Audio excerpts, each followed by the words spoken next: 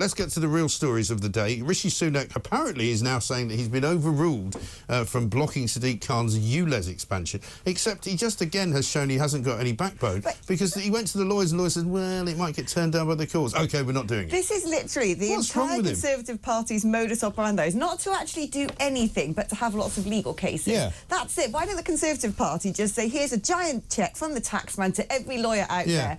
Go on, have a field day. I mean, Jolyon Moron, right? Off or not the man from the Good Law Project, who's never won a case in his life. Why are they running scared of people like him? You know, he's the sort of person that would take the government to court, which he does continually, and always loses. It is one of those things, you know, we've got devolution. London's supposed to decide what it wants to do traffic-wise, and the government can only cancel this if it goes against national policy. Well, guess what? We signed up to all of the COP, this, that and the other, all the net zero pledges, so they've kind of played themselves into a corner, haven't they? Well, they really have. And, you know, ULEZ goes ahead at the end of this month, which is literally next week, without fear or favour. Sadiq Khan keeps trying to convince everybody it's the right thing to do. Nobody agrees with him. Even Labour councillors are now revolting against the idea of charging people to drive down their own street, and yet it's still going ahead. But my thing is, you expect this of Labour, right? You kind of think they're going to be on the left wing of everything. They're going to love a bit of banning cars and banning everything.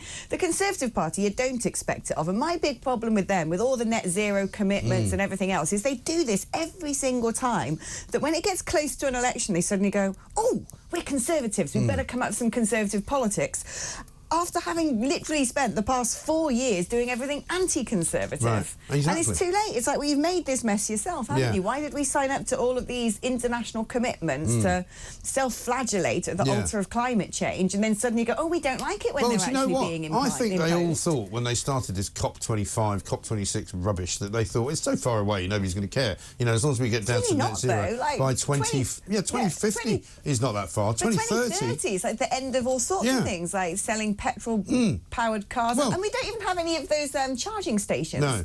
Well, if you were a family looking to buy a new car this year, right, it's 6 years away from the ban on new petrol and diesel cars, you're clearly not going to know what to do, are you? Because if you buy a petrol and diesel car, is it going to be worthless in 6 years' time? Will you be able to sell it?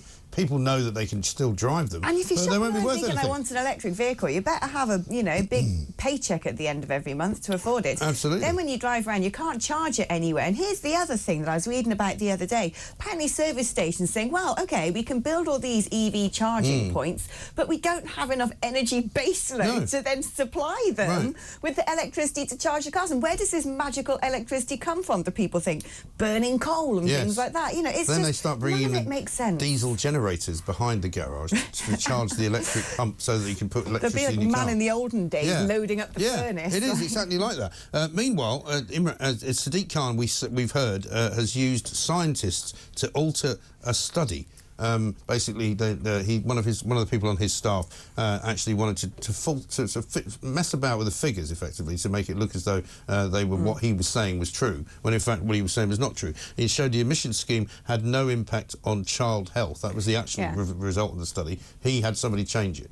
What's really alarming about this is there's been a bit of a sequence of this happening in recent years, recent decades even, where we're told we must follow the science. Remember that old catchphrase? Oh, yes. And then we find out that the science has been told to follow whatever it is the government has dreamt up. And that is really alarming. I've often wondered if that was what SAGE was up to, because SAGE do exactly that. When people say follow the science, what they don't know is that SAGE has constructed a model, has put particular data into that model, and then got particular data out of it. Right. All of which is supposedly true, but none of it is. But whether it's on quality of air, because actually someone did a test the other day looking at the air particles, the dodgy ones, the ones you're not supposed to be breathing in, and how many there are in the outside world and how many on the London Underground. And air quality on the London Underground is so much worse than out there on the busy streets. Of course it is. So if he cared about that, he would stop people travelling, presumably, on the Underground, or he would have some massive clean-up for the air in the Underground. But you can understand why there's a sort of, you know, strong seam of people who are increasingly becoming sceptical, and it's feeding, I think, the sort of tinfoil hat conspiracy theorists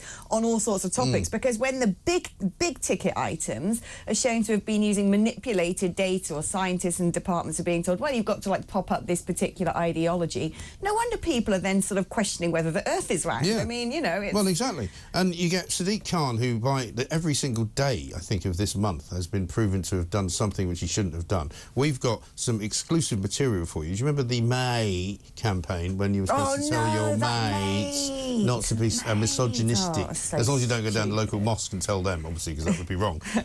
But we actually asked how much it cost to get the May campaign. Tell me. And we can now reveal the true cost of the ill-fated campaign, £220,000. Ka-ching, mate! With our money, that is, by the way. May's campaign partners also contributed additional value in kind, free of charge, worth over £1.5 million. So hold on. So I guess that £250,000 was basically for the person who came up with the word mate. Presumably. That genius who sat there and here's what they say. acetate left-wing glasses. Here's what the Mayor's office says. The Mayor's office says no money was paid to hire the Piccadilly Lights for the campaign, mate.